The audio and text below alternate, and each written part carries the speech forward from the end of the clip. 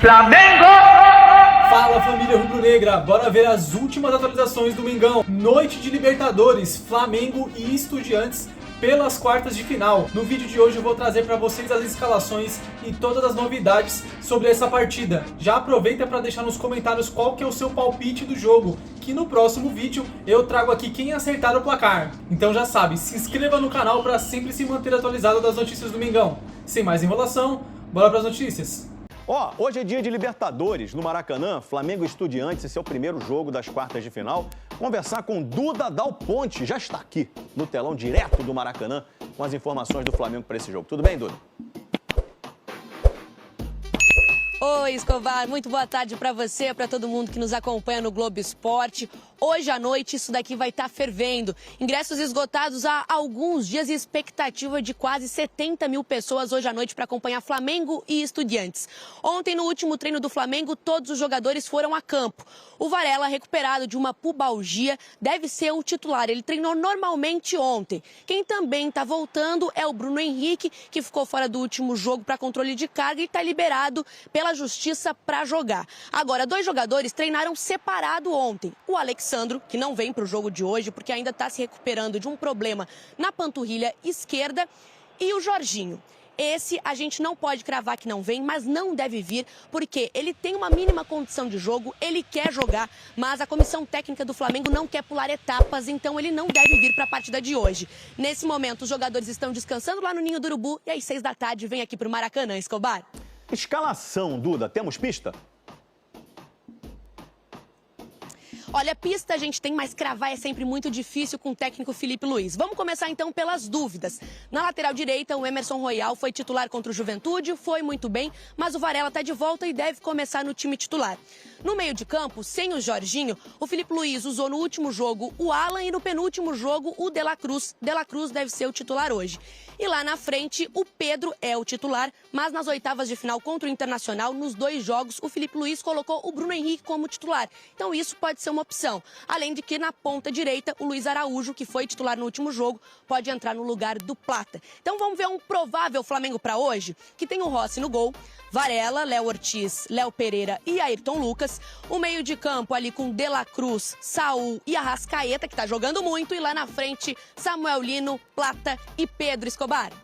Duda Dal Ponte, craque. Um abraço pra você, queridona. Boa noite aqui na ESPN, no Disney Plus, o jogo do Flamengo. Então, Rafa, é o seguinte, a Nação, contei ontem aqui, o rubro-negro ele tem duas opções. Ou ele vai pro Maracanã, ou ele assiste aqui na ESPN, Rafa.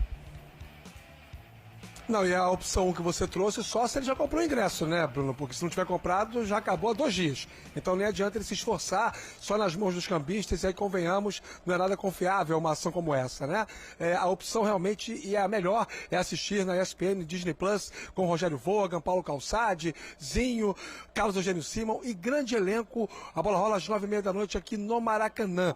E claro que a expectativa é sempre muito grande sobre a escalação do time do Flamengo. A gente já informou e vem informando há alguns dias, já com o Pedro Henrique Torre. O Flamengo não tem ainda o Pulgar, que não tem previsão de retorno, não tem o Jorginho e não tem o Alexandro. São 3 ausências para o jogo dessa noite contra os Estudiantes. Em contrapartida, o Filipe Luiz tem as voltas do Varela, do Léo Ortiz e também do Bruno Henrique, que fez o chamado controle de carga e também conseguiu eliminar perante o STJD para poder recuperar a sua condição de jogo. E aí, como desde que o Filipe Luiz assumiu o comando técnico do Flamengo, com o José Boto da condição de diretor executivo, o vazamento de informações sobre a escalação do Flamengo passa a ser uma coisa muito mais rara, porque os treinos são fechados e essas informações mais específicas de formação do time, elas ficam em âmbito restrito. O Filipe Luiz compartilha com pouquíssimas pessoas. Qualquer escalação que nesse momento é divulgada para o jogo dessa noite, ela parte de uma estimativa e não necessariamente de uma apuração. Eu mantive contato mais cedo com uma pessoa ligada ao futebol do Flamengo e desenvolvi em conjunto com ela um raciocínio para o jogo dessa noite com base naquilo que o Filipe Luiz fez recentemente. Por exemplo, na partida contra o Internacional, na etapa anterior, às oitavas da Conmebol Libertadores. E aí, tendo como parâmetro o jogo da fase de grupos contra o Central Córdoba, aqui no Maracanã, em que o Flamengo perdeu por 2-0, a probabilidade maior dele ter um pouco mais de equilíbrio no meio-campo fala mais alto do que o time totalmente voltado à função ofensiva. O que eu quero dizer com isso? Já que ele tem o Ayrton Lucas como titular da lateral esquerda, a tendência com isso é que o Alan ocupe o meio-campo para poder causar um pouco mais de equilíbrio junto com o Saul e com o Arrascaeta. E a outra dúvida que envolve o ataque, para mim, passa muito pela presença do Bruno Henrique como titular. Foi assim que o Flamengo jogou contra o Inter lá. Você ganha mais mobilidade, você tem um jogador que participa mais das diagonais sem a bola, que contribui caindo pelo lado do campo, principalmente o lado esquerdo. Isso pode impactar também na movimentação do Samuel Lino. Acho que na direita vai o Gonzalo Plata e o Luiz Araújo fica no banco de reservas. Então, conjecturando o Flamengo para essa noite, Rossi no gol, Varela, Léo Ortiz, Léo Pereira e Ayrton Lucas, Alan, Saul e Arrascaeta na frente, Plata, Bruno Henrique e Samuel Lino com Pedro no banco de reservas. É apenas uma possibilidade que, eu repito, é fruto de uma mistura de contatos e também recência. Tá bom, Bruno? Conjectura e conjectura. Esse é o nosso Rafa, tá bom? Então eu vou trazer essa discussão aqui, viu, Rafa? Ótimo, e continua com a gente, claro. O desempenho do Flamengo e do Estudiantes nos últimos 10 jogos. Então, o rubro-negro só com uma derrota é aquela pro Santos, certo? Certo. E o Estudiantes, 5 vitórias, 1 empate, 4 derrotas. Olha o número de gols do Flamengo, 21. E só 5 gols sofridos, hein? A gente não fala tanto... A gente fala, né? Fala. Mas a gente pouco destaca que o Flamengo simplesmente toma pouquíssimos gols. Bom, o Rafa trouxe essas opções então, Jailson. Né, do que ele conseguiu ali, do que ele tem de apuração e um pouco da sensibilidade. Do time ter, de repente, o Alan e ter o Bruno Henrique no lugar do Pedro.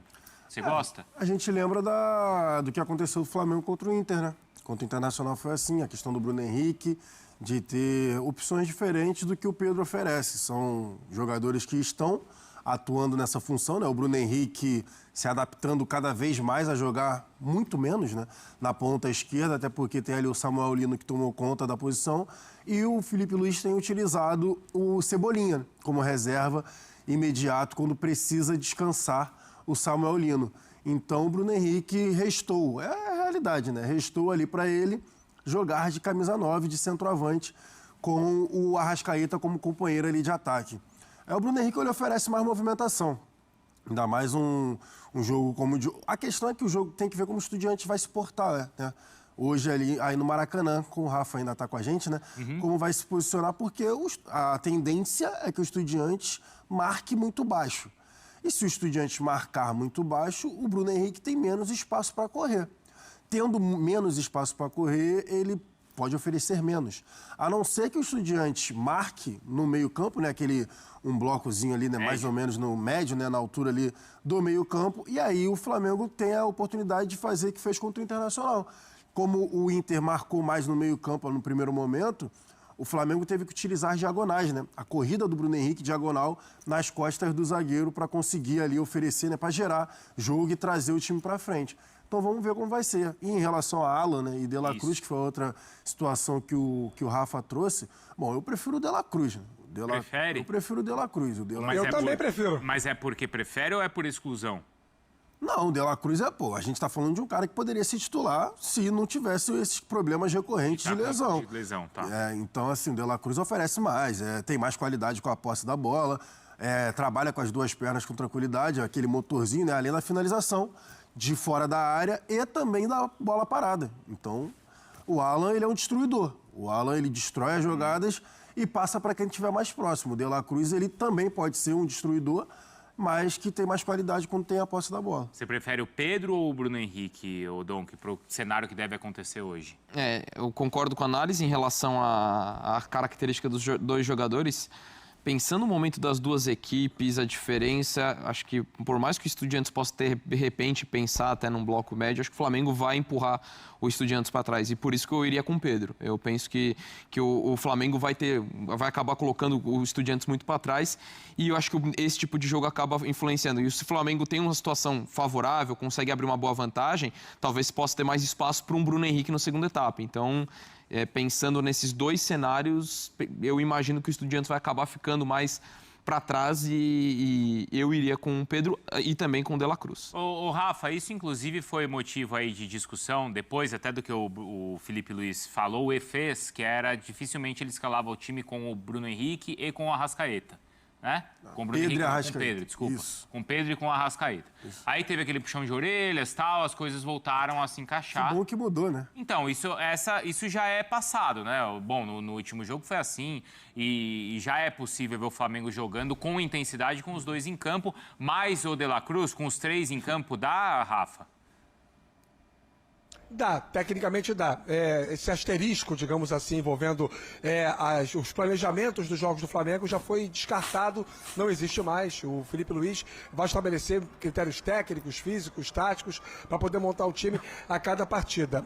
O que talvez encoraje a gente a crer na possibilidade do De La Cruz jogar o jogo de hoje como titular é por causa da necessidade que o Flamengo tem de fazer o resultado aqui para administrar o jogo da volta da Argentina. E claro, contra o adversário, aí já trazendo um pouco de informação também sobre Estudiantes. Hoje, o Fernando Domingues não tem o Gonzalez Pires, lateral direito titular, que é até um jogador que ataca muito, vai botar um zagueiro improvisado jogando como lateral direito. Não tem o Cetré, que é um atacante de velocidade, que tanto joga pela esquerda quanto joga pela direita. Seria uma boa válvula de escape para escolher o lado, para cair nas costas de um lateral do Flamengo, buscando aí aproveitar contra-ataques. Também está fora. E vai ter o Guido Carrilho como único centroavante. Jogador mais pesado, de pouca mobilidade. Vai depender muito do trabalho do Gabi Neves, de muito trabalho do Medina.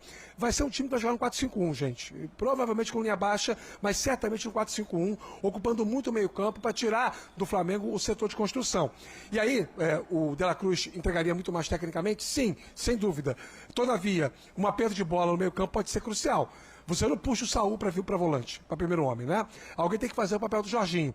E aí, seria um pouco arriscado deixar aquele setor desguarnecido? Talvez. Mas, tecnicamente, acho que não se discute. Acho que o De La Cruz tem que jogar na vaga do Jorginho hoje. É mais jogador do que o Alan, do que o Everton Araújo, das opções que o Felipe Luiz tem para escalar o meio-campo. E acho que, em relação ao ataque, com o Pedro você sufoca o adversário, como disse o Dom, que o Pedro demanda pelo menos 2 jogadores, né? Um nele e outro na sobra, concordo com isso, mas você perde alguém para a construção coletiva, a movimentação que permite que o Flamengo chegue ao gol adversário trocando passes. E naturalmente é essa a primeira filosofia de jogo do Felipe Luiz quando o time dele tem a bola. E acho que para hoje talvez faça mais sentido ter o Bruno Henrique. E aí, claro, em cima disso tá como o Estudiantes vai jogar, ou tem jogado. E é por isso que eu vou chamar aqui o Matheus Carreira, do Data ESPN, que vai desenhar pra gente e vai mostrar o que nós, não é, Matheus? Precisamos saber sobre os argentinos. Aliás, até para começar a conversa, eu quero lembrar o que ele falou ontem aqui. Muito bem. Porque ontem o Carreira veio aqui e desenhou exatamente como saiu um dos gols do Palmeiras. Vamos lembrar? Vamos. Ah, vai ter? Claro. Olha aí. Vamos ver o que aconteceu ontem. Moral, hein? Vamos ver. Olha só como é meio descoordenado. Tem liberdade para o lançamento e essa liberdade no lançamento vai acarretar em algo que, para mim, é a principal fragilidade do River Plate, que é a quebra da linha defensiva. Ah, mas se ele vacilar assim na troca Flaco e Vitor Roque... O River Plate, olha só, eu deixei até vermelhinho os intervalos, porque eles abrem esses espaços e os jogadores da linha defensiva eles não ficam observando muito quem está às costas, encurtando distância. Então, olha só a facilidade na infiltração. Os jogadores entram na área de uma maneira muito tranquila. Eu acho que o Palmeiras tem as armas necessárias para chegar ao gol do River Plate. E as armas foram Flaco e Vitor Roque. Não foi verdade? Não foi, Carreira? Foi. Isso sem falar no funil, hein? O segundo tempo foi um funil ali. Gostaram dessa não foi, resenha, Dom? É verdade. Eu passei a tarde inteira pensando naquele funil. Aí começou o jogo, não teve funil nenhum. Falei, não deu certo o funil. Agora, meu amigo veio no segundo tempo, um funil. Um show de funilzada ali, rapaz. Brincadeira, né? Vocês têm que tomar cuidado com isso aí. Não é? Cuidado, hein? Hein, Deixa eu falar do Flamengo aí. Então vai. Esse funil aí. O que o Estudiantes precisa saber? Pelo amor de Deus. O Flamengo não vai ter funil hoje, pelo amor de Deus. Não vai, hoje não vai. Mas, bom dia não, boa tarde de novo. Boa tarde, Fã de Esporte. Pensando num contexto aí que vocês falaram de um Estudiantes muito retrancadinho, muito para baixo, A segunda fragilidade que eu vou mostrar vai conversar muito com isso. A primeira eu vou mostrar no jogo contra o Banfield aqui, que é a questão que vai aparecer, creio eu, em alguns momentos do jogo, que é isso aqui, ó. Os dois pontas desalinhados em relação aos volantes para fechar os espaços. O Samuelino já tá rindo. Exatamente. O Jailson, ele sabe muito. O Jailson já tá enxergando lá na frente. É isso, o Jailson já sabe muito, porque é o que eu ia falar agora. Bastou um frame, o Jailson já... Nesse tipo de situação, o que acontece? Eu vou rodar aqui para vocês a ultrapassagem do lateral. Então, a gente sabe que quem abre o campo ali mais perto da área é o Samuelino, mas também temos laterais com bastante vocação de chegar ao fundo. Então, isso deixa algumas situações interessantes, como um 2 contra 1 aqui, em relação ao lateral do Estudiantes, mas também a gente vê que abre esse espaço em amarelo aqui, que é muito caro ao Felipe Luiz, que é o que a gente chama no tactiquês de meio espaço, que é basicamente o intervalo entre os laterais e os zagueiros.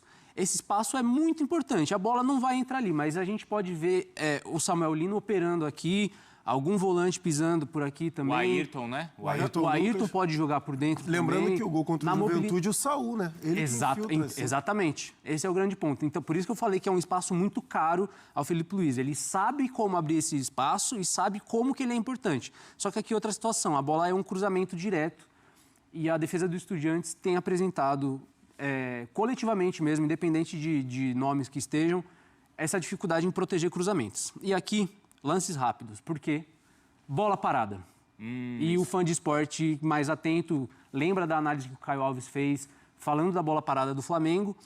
E, coincidentemente, uma grande fragilidade do Estudiantes é defender bola parada. Então, que delícia, hein? Que delícia pro Léo Ortiz e Léo Pereira já estão aqui agora. A dupla de Léos e também o nosso querido Bruno Henrique, que fez o gol contra o Internacional... podem brincar aí. A gente vai ver aqui como que é a formatação, então. Esses 3 marcados aqui perto da linha da pequena área são os que marcam em zona. O resto é o que a gente chama de encaixe. Só que o queridão aqui que está marcado, está iluminado, da equipe do Banfield, olha o que ele está fazendo com o companheiro dele aqui. Está atrás do companheiro dele, está fazendo o que a gente chama de bloqueio. Está utilizando esse jogador como bloqueio, por quê? Porque a bola vai para ele, certo? Olha a distância, a facilidade que ele tem, a pouca pressão que ele tem para cabecear. Só que aqui já iluminamos outro ser humaninho aqui, que a intenção é fazer a bola chegar neste cara. Então, cruza para um lado, cabeceia para o outro, muita liberdade. É uma das variações. E aqui a gente vê de novo, mesma estrutura. 3 marcando zona, olha só, ali, gerou distância já. O par desse aqui, ó, o par desse aqui... era esse aqui. Já está distante. Vai atacar a região da marca do pênalti, liberdade. E você... é o primeiro que reclama, né? Exatamente. Geralmente é assim. E para vocês verem que isso é recorrente e recente, o último jogo contra o River, esse lance estava na análise do River Plate ontem, inclusive. Olha só. De novo, mesma estrutura. Os 3 marcando zona, encaixes, e aí o Galopo se desvencilha e já ataca com muita liberdade. A gente viu isso acontecer... o Igor Jesus fez gol assim contra o Estudiantes, se desvencilhando da marcação, que é um pouquinho fofa, tem que ser mais bruto ali. E a gente pode ver o Flamengo brilhando nessa situação de bola parada, caso o jogo esteja muito truncado. É uma esperança para o torcedor flamenguista. E é uma das armas mesmo do Flamengo. Bom, tem sido também, né? Mais uma das armas. Obrigado, viu? Então é isso aí, nação. Se você chegou até aqui, não se esqueça de curtir o vídeo. Comenta bastante também para poder engajar e chegar a mais rubro-negros. E por último, mas não menos importante, ativa as notificações do canal, que assim sempre que sair um vídeo você vai ser um dos primeiros a ficar informado sobre as notícias do Mengão, beleza? Espera acabou. Finalmente, quinta-feira, noite de Libertadores, Flamengo e Estudiantes pelas quartas de final. Promete ser um jogaço e eu acho que o Flamengo vai sair pelo menos com uma vantagem aí de 2 gols. Meu palpite pro jogo, uns 2-0 pro Flamengo ali. Não vai ser um jogo tão fácil assim, vai ser um jogo pegado, que a gente sabe como é jogar com o argentino, e ainda mais sendo partida de Libertadores, um jogo pegado, os caras em cima, muita falta, vai ser um jogo bem truncado. Mas eu acredito que o Flamengo vai sair pelo menos com uma vantagem de 2 gols de diferença. Meu palpite, ou 3-1 ou 2-0, mas sair de cima do muro, vou palpitar aí um 3-1 pro Flamengo.